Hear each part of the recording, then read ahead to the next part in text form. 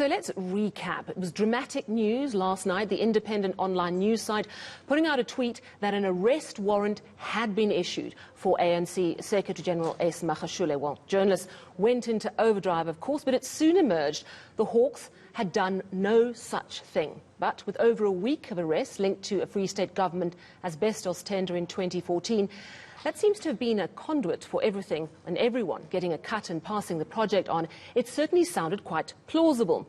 Even Magashule himself, who was Free State Premier in 2014, reported as saying he was aware of a warrant and believes he will be arrested soon.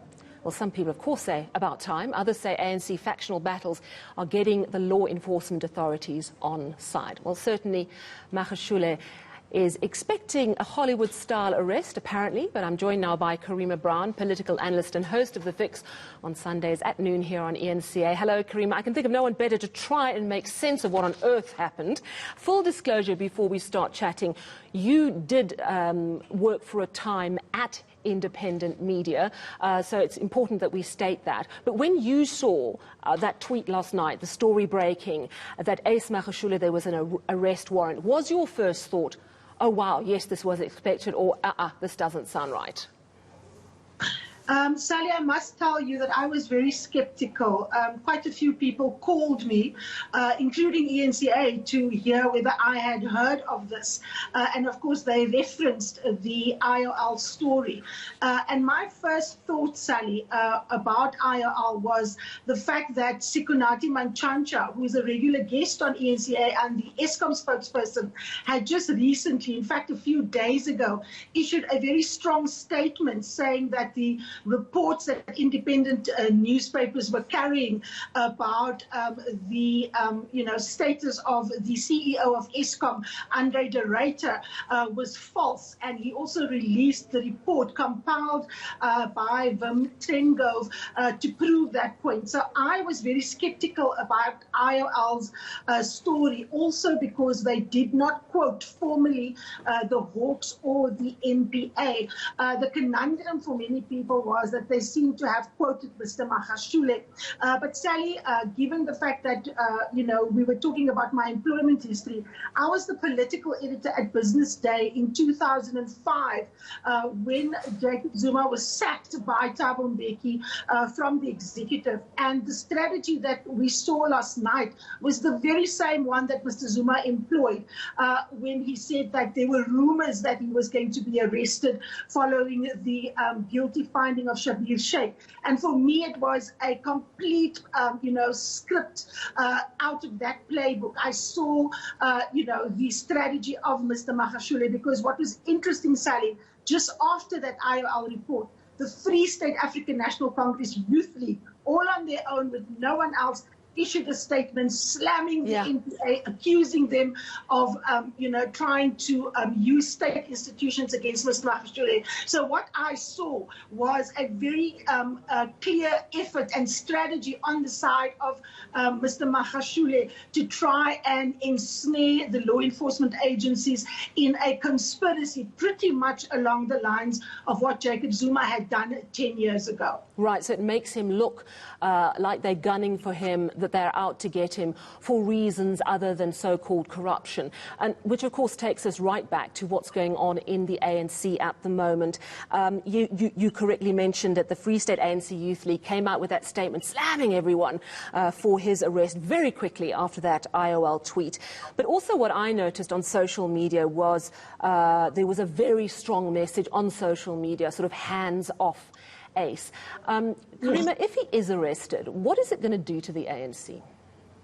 Look, it's going to basically mean two things. It means that those who stand accused of being linked to state capture and corruption, and remember Mr. Magashule has been mentioned several times at the Commission of Inquiry under the leadership of the Deputy Judge President Justice Zondo. So Mr. Magashule's arrest or link to corruption in the Free State, one, is not far-fetched, and two, it is part of Mr. Magashule's political life. You must remember he was the premier in the Free State for a very long time. He was the head of the ANC in that province for over 20 years. Very little could happen in the Free State without Mr. Magashule say so. And a lot of agencies that look at corruption and state capture says that Mr. Magashule, in terms of the testimony from witnesses at the Zondo Commission, is all over the state capture allegations, for which quite a few people were nabbed from Thursday onwards, Sally. So Mr. Magashule is not someone who is not of interest to the NPA, but that is a completely different thing to saying that a warrant of arrest was issued for him, which is what the IOL report had said. But what was interesting for me, Sally, I watched the ANC spokesperson, Pule Mabe, who is in the faction of Mr. Magashule, speak to the media last night. And when he was pressed, both by the SABC and another television channel, he couldn't say that Mr. Magashule has been, in the possession of that warrant of arrest. He said Mr. Magashule is responding to rumors that he was going to be arrested. And then already I realized that, there is some mischief making going on. I called both the Hawks and the NPA, and the answer that I got from them, Sally, was that the institutions don't, discuss warrants of arrest. They issue them and they act on them. So they had no idea what Mr. Magashule was talking about. It was very definitely an attempt on the part of Mr. Magashule, with the assistance of IOL, to try and put him, on a coalition course with the NPA.